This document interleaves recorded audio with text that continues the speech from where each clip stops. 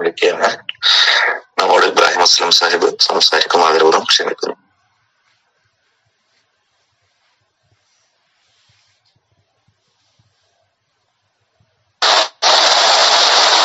അസ്സലാമു അലൈക്കും വറഹ്മത്തുള്ളാഹി വബറകാതുഹു. അൽഹംദുലില്ലാഹി റബ്ബിൽ ആലമീൻ. വസ്സലാത്തു വസ്സലാമു അലാ റസൂലിൽ അമീൻ വഅലാ ആലിഹി വസഹ്ബിഹി അജ്മഈൻ. അമ്മാ ബഅദ്. റബ്ബി ഇശ്റഹ് ലി സദ്രി വയസ്സിർ ലി അംരി വഹ്ലുൽ ഉഖ്ദതം മിൻ ലിസാനി യഫ്ഖഹു ഖൗലി. അല്ലാഹുമ്മ സ്വല്ലി അലാ മുഹമ്മദിൻ വഅലാ ആലി മുഹമ്മദ് കമാ സ്വല്ലൈത അലാ ഇബ്രാഹിം വഅലാ ആലി ഇബ്രാഹിം.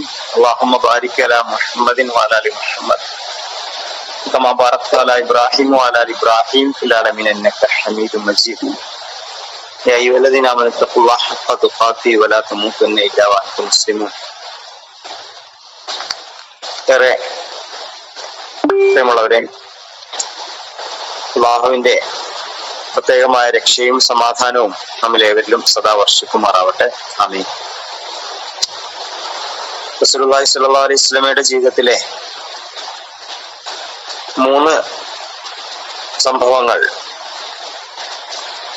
നമ്മുടെ ജീവിതത്തോട് ചേർത്ത് വെച്ച് ചെറിയ രീതിയിൽ ഒരു ഓർമ്മപ്പെടുത്തൽ അതിനാണ് ഈ സമയം ശ്രമിക്കുന്നത്. അള്ളാഹുവിന്റെ പ്രവാചകൻ തന്റെ പ്രജകൾക്ക്, തന്റെ അനുയായികൾക്ക് എന്തെങ്കിലും വേദന അനുഭവിക്കുന്നത് അസഹ്യമായി തോന്നുന്നവനും തന്റെ അനുയായികളോട് ഏറെ അലിവുള്ളവനുമാണ് എന്ന് സൂറത്ത് തൗബയിലെ അവസാന സൂക്തങ്ങളിൽ അല്ലാഹു പഠിപ്പിക്കുന്നുണ്ട്.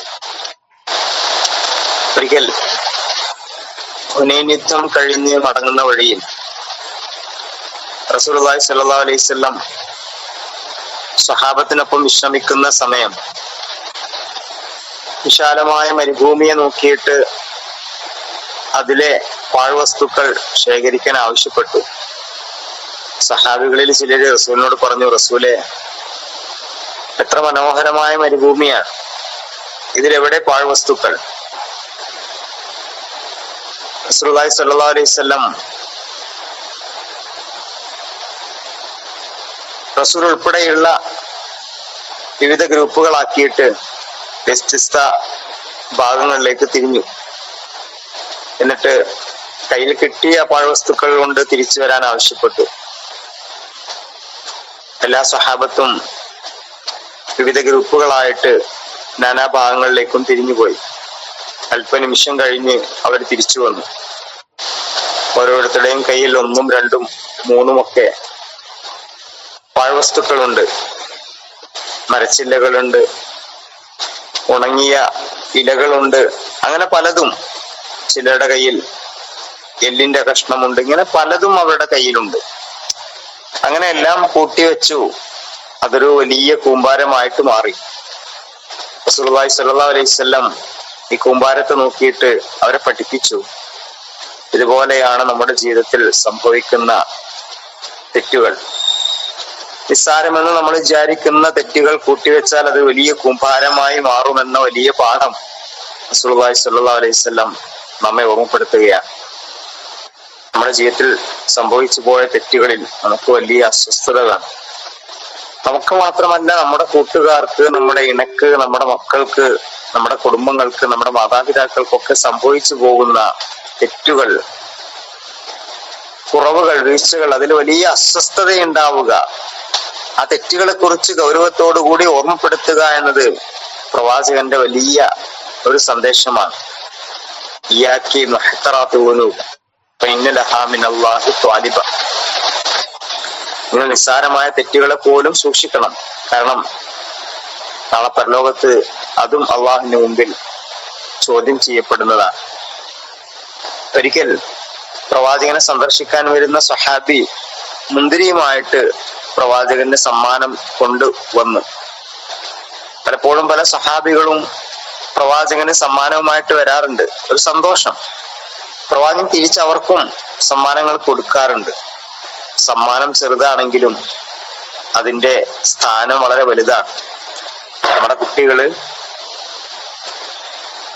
മറ്റുള്ളവരൊക്കെ പലതിനും മികവ് പ്രകടിപ്പിക്കുമ്പോ ഒരു പ്രോത്സാഹനം എന്നുള്ള നിലക്ക് ഒരു ചെറിയ വസ്തു സമ്മാനമായി കൊടുത്താലും അതിന്റെ സ്ഥാനം, വാല്യൂ വളരെ വലുതാണ്. റസൂലിന് സന്തോഷത്തോടു കൂടി സമ്മാനം കൊടുക്കാൻ വന്ന സഹാബി അന്ന് കൊണ്ടുവന്നത് മുന്തിരിയാണ്. സഹാബത്ത് മുന്തിരി കൊണ്ടുവന്നപ്പോ വളരെ സന്തോഷിച്ചു. റസൂൽ ഒറ്റക്ക് തിന്നാറില്ല, എല്ലാവർക്കും കൊടുക്കാറുണ്ട്.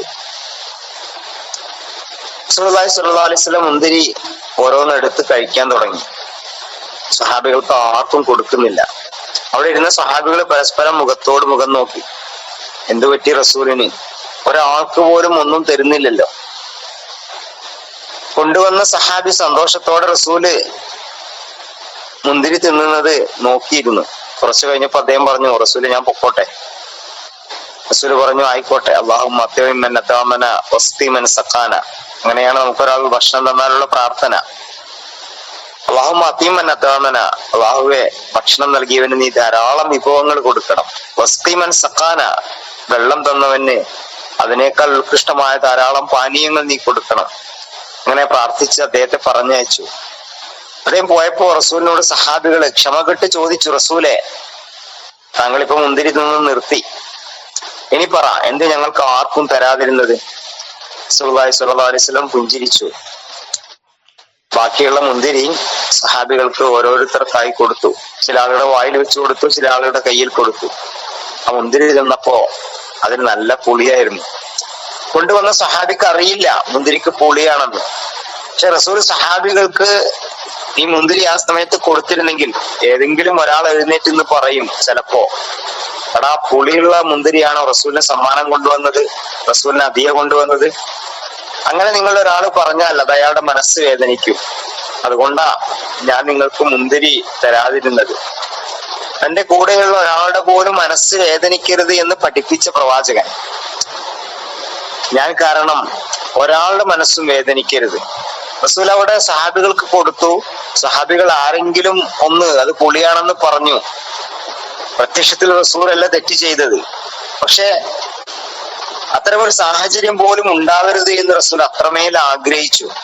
പ്രിയമുള്ളവരെ, സോഷ്യൽ മീഡിയ വ്യാപകമായ കാലത്ത് പരിഹാസങ്ങൾ ട്രോളായും മറ്റുമൊക്കെ നമ്മള് പരസ്പരം പങ്കുവെക്കുന്ന ലോകത്ത് എത്രയെത്ര ആളുകളുടെ മനസ്സുകളാണ് വേദനിക്കുന്നത് എന്ന് ഒരുപക്ഷെ നമ്മുടെ പരിഹാസ ചിരി, ഇമോജി, അങ്ങനെയുള്ള മെസ്സേജുകൾ എല്ലാം പലരുടെയും മനസ്സ്, ഞാൻ വിചാരിക്കേണ്ടത്, നമ്മൾ തീരുമാനിക്കേണ്ടത്, ഞാൻ കാരണം ഒരാളുടെയും മനസ്സ് വേദനിക്കൂല, ഒരാളെയും മനസ്സ് വേദനിപ്പിക്കൂല എന്ന തീരുമാനമാണ് പ്രവാചക ജീവിതത്തിലെ വലിയ ഒരു പാഠം.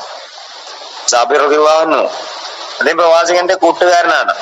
അദ്ദേഹം വിവാഹം കഴിച്ചു, റസൂലിനെ വിളിച്ചിട്ടില്ല. ഒരിക്കൽ യാത്രക്കിടയിലാണ് റസൂൽ ആ സംഭവം അറിയുന്നത്. ജാബിറിന്റെ കൂടെ യാത്ര ചെയ്യുമ്പോ സംസാരത്തിനിടയ്ക്ക് ഇതും വന്നുപോയി. ഒരു മെലിഞ്ഞ ഒട്ടകം, വയസ്സായൊരൊട്ടകം, ആ ഒട്ടകപ്പുറത്താണ് യാത്ര. റസൂല് ജാബിറിനോട് ചോദിക്കുന്നുണ്ട്, ജാബിറെ, ഈ ഒട്ടകത്തെ നീ വിൽക്കണോ? അപ്പൊ ജാബിർ പറഞ്ഞു, റസൂൽ എന്നെ കളിയാക്കുകയാണല്ലേ. അല്ലടാ, എനിക്ക് ഒട്ടകം വേണം, നീ തരുവോ? ആ റസൂൽ, നിങ്ങൾക്ക് ആവശ്യമാണെങ്കിൽ ഞാൻ തരാം. നിങ്ങൾ എത്ര രൂപ തരും? നമ്മുടെ ഭാഷയെ പറഞ്ഞ റസൂല് പറഞ്ഞു, 1 രൂപ തരാം. അപ്പൊ ജാബിർ റളിയല്ലാഹു അൻഹു വീണ്ടും പറഞ്ഞു, റസൂൽ എന്നെ ശരിക്കും കളിയാക്കുകയാണല്ലേ. അല്ലടാ. അപ്പോ അങ്ങനെ തമാശക്ക് അങ്ങോട്ടും ഇങ്ങോട്ടും ഇങ്ങനെ കാര്യങ്ങൾ പറഞ്ഞ അവസാനം 40 രൂപക്ക് കച്ചവടം ഉറപ്പിച്ചു എന്നതാണ് ചരിത്രം. അങ്ങനെ സ്ഥലത്തെത്തിയപ്പോ ബിലാൽ റളിയല്ലാഹു അൻഹുവിനോട് പറഞ്ഞു, ഒട്ടകത്തിന് എന്ത് ചെയ്യണം? 40 രൂപ കൊടുക്കണം. ജാബിർ റളിയല്ലാഹു അൻഹുവിന് കൂടെ ഒട്ടകത്തെയും കൊടുക്കണം. കാരണം റസൂലുള്ളാഹി സ്വല്ലല്ലാഹു അലൈഹി വസല്ലമയ്ക്ക് ഒട്ടകത്തെ ആവശ്യമില്ല, ജാബിർ റളിയല്ലാഹു അൻഹുവിന് പണം ആവശ്യമുണ്ട്.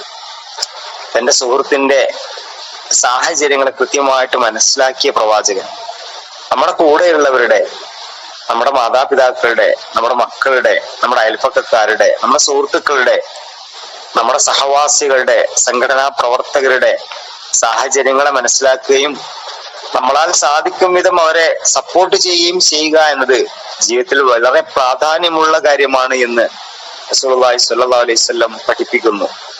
താൻ എന്റെ കാര്യം, എന്റെ മാത്രം സൗകര്യം എന്ന് മനുഷ്യൻ പരിമിതമായി ചിന്തിക്കപ്പെടുന്നിടത്ത് അങ്ങനെ ചിന്തിക്കാൻ മനുഷ്യനെ പുതിയ സാഹചര്യങ്ങൾ പ്രേരിപ്പിക്കപ്പെടുന്നിടത്ത് എന്നേക്കാൾ എന്റെ സഹോദരന് മുൻഗണന കൊടുക്കാൻ പഠിപ്പിക്കണമെന്ന വലിയ അധ്യാപനമാണ് റസൂലുള്ളാഹി സ്വല്ലല്ലാഹു അലൈഹി വസല്ലം പ്രിയമുള്ളവരെ നമ്മളെ പഠിപ്പിക്കുന്നത്.